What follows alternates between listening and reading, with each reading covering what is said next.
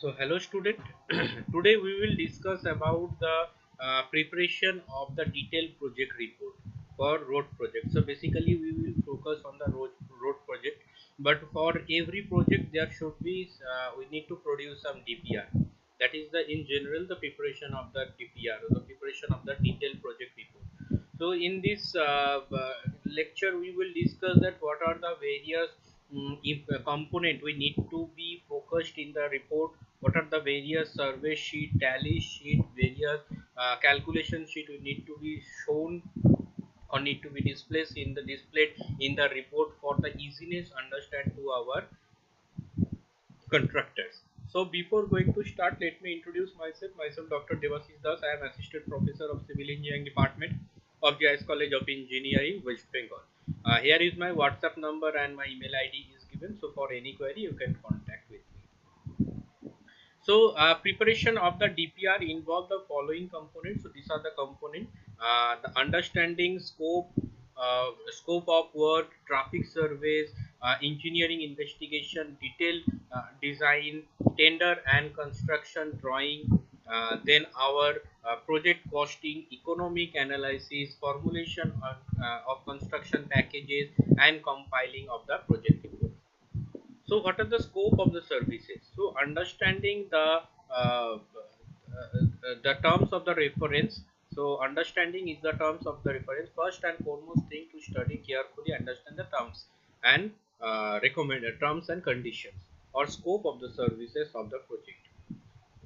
Once the TOR is understood, the computerization of the work should be easy. The conceptualization of the project work should be easy. Mostly the TOR for a particular type of projects remains same across any organization. So the duration of the project of the phases, feasibility, PPR, DPR, reporting requirements, the proposal for movements, if any, then type of the crosses, cross section, grade separation, major bridges, bypasses, any special type of surveys or the project specific consideration, requirement for economic and financial analysis, issues of right of way and land acquisition, and social and environmental surveys. So what are the various surveys? Investigation, recognition survey, traffic survey, topographic survey, engineering survey, soil and material investigation, soil and environmental survey. So what are the various type of traffic surveys? So the initial task to identify the homogeneous traffic links shall be undertaken on the identified road sections. Homogeneous traffic links will be established through identification of the major intersection and urban centers. The fixations of the locations will be made for traffic volume survey both at the mid section and the intersection. So what are the surveys we need to be conducted? The traffic volume survey, the origin and destination and the commodity survey, the turning movement survey, parking survey, speed and delay survey, cross pedestrians and the animal survey, axle load survey, truck terminal survey, and willingness to pay survey. So this is a sample sheet of traffic volume count data. So if you see that this is in the left column, this is the it is not clearly visible, but here it is written that the survey time or the time the hourly volume, sorry, the hourly count means there we will write down the hour means as a, if you remember I have told that the survey duration would be minimum of 12 hours. So if you start the survey from 8 a.m. then it will be up to the 8 p.m. So in that duration it is not mandatory always to record the continuous data. You can record a 15-minute data of each hour. So if I say suppose for I am starting the survey from 8, so 8 to 8:15, then again we can take a reading from 9:30 to 9:45. Again we can take a reading from 10:15 to 10:30 in this way with some variation of the selected time segment or the time duration of each hour. So and based on that we have collected the number of the volume, the number of the vehicle of two-wheeler, three-wheeler, four-wheeler, then our bus, truck, tractor, cycle, every types of mode available on that particular area. So this list is not standard, this list is not constant. So it may be increased, it may be reduced based on the number of more type of the mode available on that particular area. So this is the various type of vehicle. These are nothing but the separation of the previous list. This one is the preparation of the passenger vehicle origin destination. Means this is the origin and destination survey sheet where you can find out the time of the time of the interview, at which time we have done the interview, vehicle type, which type of vehicle it is, then the origin, mean whether it is a village or town, and if it from the village or town is located in which state, and same data for destination, which village or town the drivers want to move and it is in which state, trip length, trip frequency, trip purpose and occupancy. This thing is collected for the origin and destination survey. Next is the good vehicle origin and destination survey. It is same like the our previous one. That one is for passenger and this one is for good vehicles. Now the traffic forecasting. So the traffic volume count survey gives ADT and average daily traffic.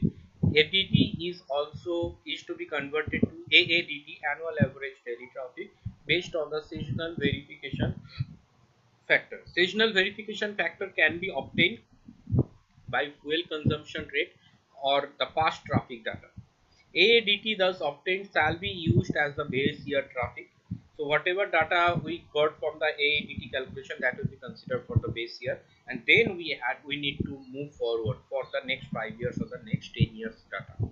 So traffic is to be forecasted for at least for next 10 years, and the traffic growth rate can be obtained using the trend analysis or the econometric model. A more rational method will be established, a relationship between the socio-economic variables such as population, net state domestic product (NSDP), and per capita income (PCI) on the one hand, and the registration data of the different categories of the vehicle on the other, to determine the elasticity of the transport demand with respect to different category of the vehicle. Means what is the number of the population in a particular household, what is the total income of that family member, of that total family, and how many vehicles that family have. So the income and the number of vehicles is directly proportional to each other. So it is in general, if we have a handsome amount of income, we go for one personal car or the two personal car. So based on the luxury, so luxury comes from the income itself. Until and unless you have a good income, you cannot be imagined to live in a luxury of the life. And the luxury, the one outcome or the one sign of luxury of life is the be having the private vehicle.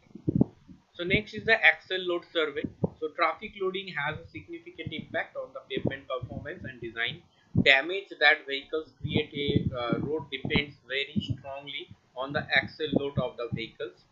The exact relationship is influenced by the type of the structure and the way the road deteriorates, but the fourth power damage law gives a good approximation.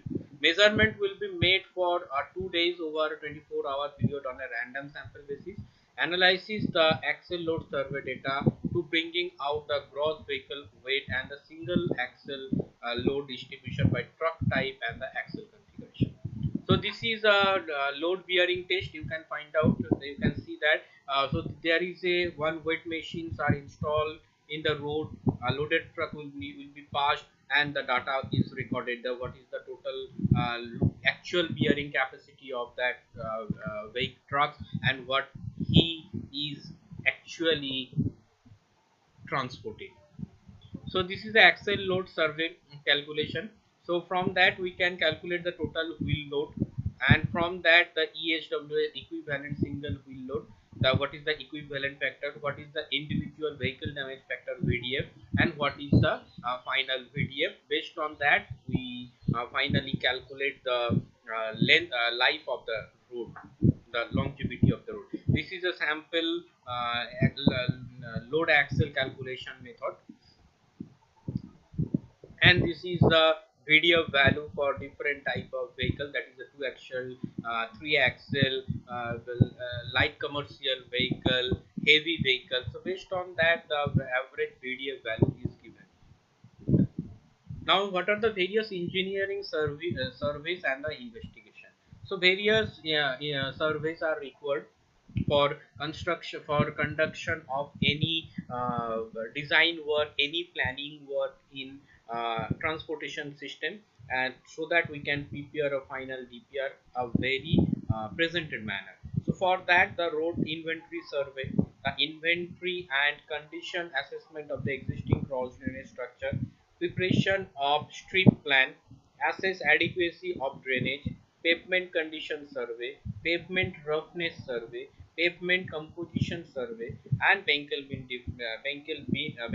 beam deflection survey.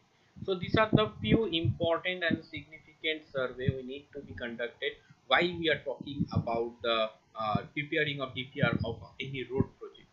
Now these are the road inventory survey.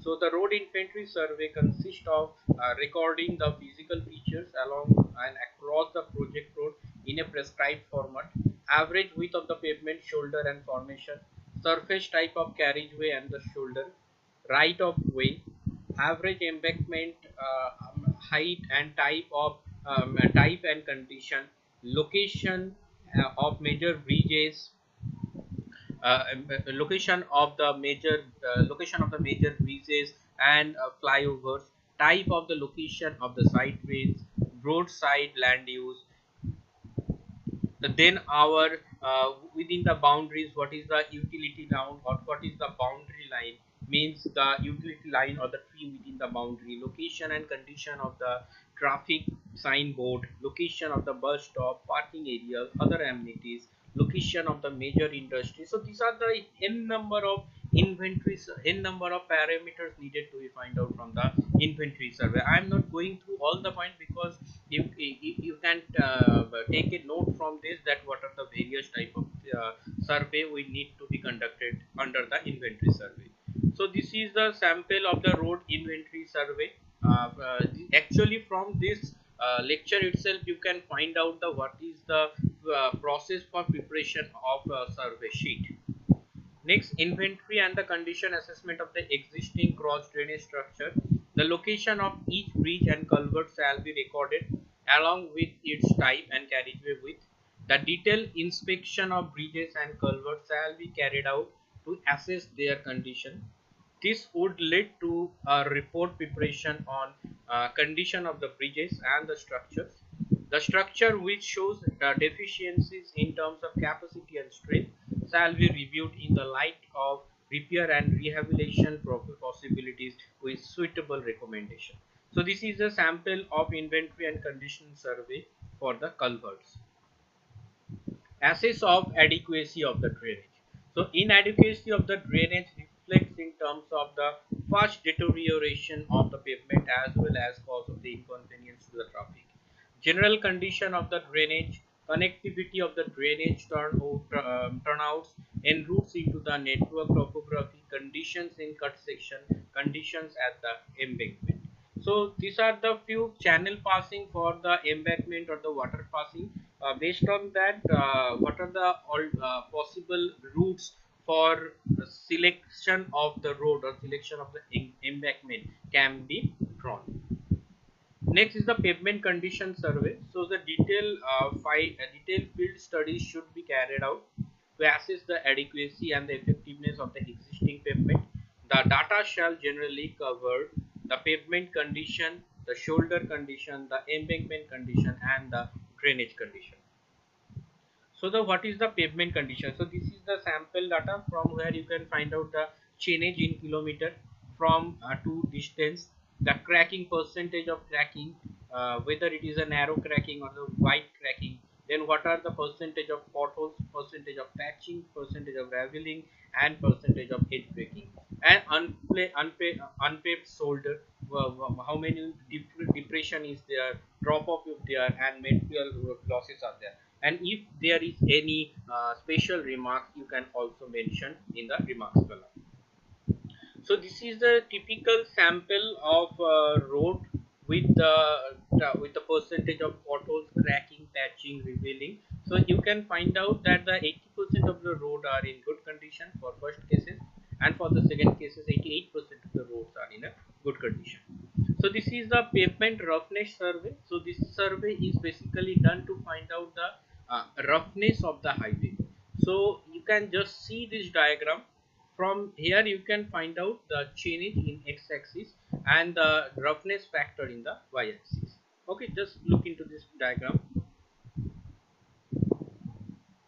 So the roughness is critical the attribute for modeling the economic variable of investment.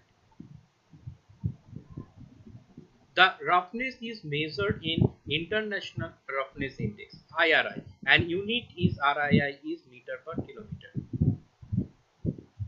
The roughness survey shall be conducted using a fifth wheel bump integrator, preferably vehicle equipped with room dams or something like that. The test vehicle shall be run on the wheel path on both the direction, preferably 3 times, and the average result is reported as the IRI. This is the percentage distribution of the IRI. This is the summary. This is the chainage from 1 to 2. Roughness factor is 4.5, 5.14, 4.08. In this way, for each chainage, what is the total roughness factor, we need to be displayed in the particular table. This is the pavement composition survey. Means to know the pavement composition and to collect the soil sample for testing. Trial pits of size 1 meter by 1 meter shall be made at the interface of the pavement with shoulder according to the following procedure. Mark the location of the pit half of the pavement and balance on the shoulder. Dismantle the marked area to full depth. Actually it is suggested if there is any potholes or crack in the road, it is better to drag a particular area or to dismantle a particular area of 1 square meter and ascertain the pavement composition. So this is a sample survey sheet of the pavement composition. This is the Winkelmann beam test, Winkelmann beam deflection test. So the procedure for carrying out the BBD survey shall be conformity with ISC 81. The deflection are measured at 50-meter interval, staggered on both direction of the traffic, and then apply the method of cumulative differences to divide the section for arriving at the characteristics deflection. The traffic regulation arrangement during carrying out the BBD survey shall be as follows. Cordon the area with suitability space cones and provide temporary traffic sign. Carry out the BBD survey work and shift the cones and temporary sign to the next location.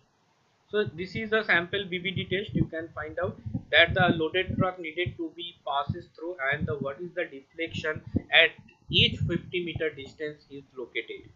Based on the loaded truck and based on the instrument, we finally calculate the total undulation of that particular road.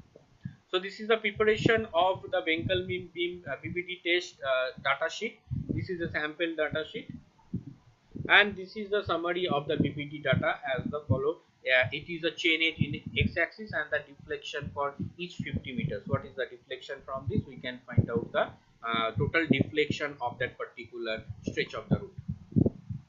Now next is the material investigation. Means what are the various types of materials are used and how we can find the properties of that material, whether this materials is actually in good condition for acceptable for construction or not.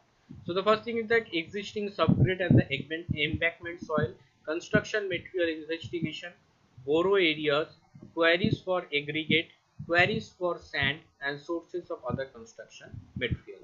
So for material investigation, the material investigation aim at collecting all material samples that is being used under the present road and anticipated borrow material subject to standard testing procedure to recommend most appropriate design. Soil sampling, field density test, laboratory test on existing subgrade and soil sample of the embankment soil. Investigating borrow materials for embankment, subgrade and the granular surface. Investigating aggregate and sand queries. Locating water sources, means at which depth the water is available. and identifying the source for construction materials such as cement, bitumen, and steel, and sample of borrow soil, sand, grass, rock, and gravel for use on the embankment and the pavement structure. So this is the material query map. You can find out from this map we can find out that what are the various alternative possible areas from where we can find out the query, whether it is a sand dust, whether it is a gravel, whether it is a cement, it may be any raw materials which are required for the construction of the any project. This is the subgrade soil sample. So the test being performed are grain size distribution test, Atterberg limit for test, moisture density relationship test, and soaked and the CBR test. Now the CBR may be soaked condition and unsoaked condition. So for that we need to maximum dry density we need to be find out from the for the CBR test. So this is the code adopted for the various type of test. Yeah, so various type of test means the our various types of field test, SIP test, CBR test. So which code we need to be followed for which type of test is given here. Next is the topographic survey. So topographical survey is a backbone of the details engineering survey. Accuracy of the information collected during this survey has direct bearing on the almost all the design activities involved in the project preparation. The beginning of the topographical survey is made with collection of preliminary information of latitude and longitude of the region as well as approximate reduced level mean sea level survey of India maps available in the region. Setting up permanent benchmark and control stations to be used during construction. Establishment of the horizontal control with GPS to have unique coordinate system of northing and the easting along the project corridor. Establishment of the vertical control to have the elevation coordinate hooked to nearest GTS station along the project corridors. Collecting the digital terrain model of containing the existing highway, rivers, and streams and the other topographical features, and preparation of the base plan containing the entire natural and the man-made features. So this is a sample example of a of topographical survey representation. Next is a cross sectional, means how we present the cross sectional elevation in terms of our river, in terms of our road, and what are the places can be can be seen, or can be what are the structure we need to be dealt in the field. So with the view of to obtain an accurate surface cross section of the pavement shall be collected at a 25-meter intervals at the tangent section and 10 to 25-meter at the curve section. Cross sectional levels were taken on the embankment profile on ground and as necessary to define the ground policy. So this is a cross sectional of the road or in topographic survey. Next is the detail engineering design. For engineering design, the highway geometric design, the built-up area, pavement and shoulder, overlay design, the service road and bypass, embankments, roadside drainages, then design of bridges, then our landscaping, intersection and interchanges, traffic safety features, station, waiting station, parking areas, rest areas, wayside amenities, bus bay lane. There are various n number of engineering components are there which we need to be considered while preparing the DPR. Next is the project costing. Yes, what is the total cost? The final, so finalizing the unit rates, preliminary estimate of the quantities and preliminary costing. Then we need to do the economic analysis, the construction and the improvement cost, the accident cost, societal environmental cost, estimation of the benefit cost ratio, finalization of the improvement option.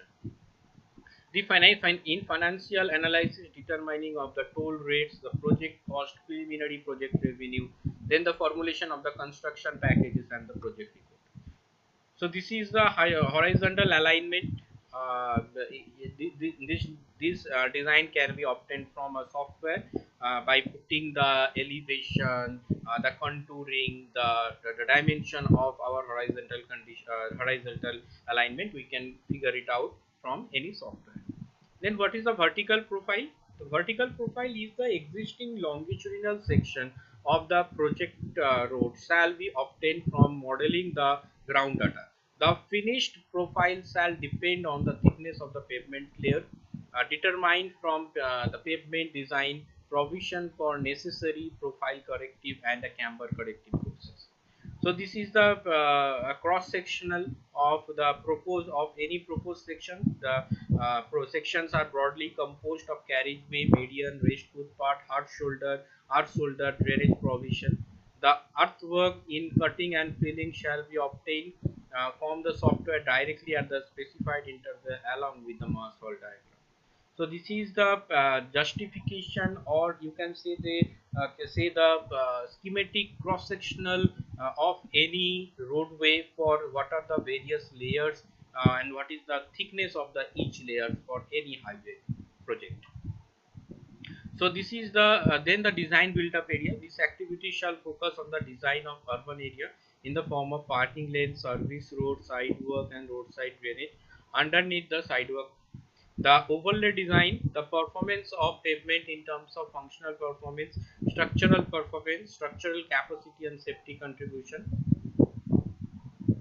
The functional performance refers to the ability of the pavement surface to provide a reasonable riding quality measured in terms of roughness. Structural performance is the ability to retain the integrity of the pavement by preventing distress in the form of cracks, ruts, potholes, etc. And structural capacity in the preventive ability to accommodate the axle load of the pavement. So if we're talking about the design, service roads and the bypasses, so the this activity shall focus on the design of the surface road and the bypass in terms of the number of the lanes and the pavement compositions.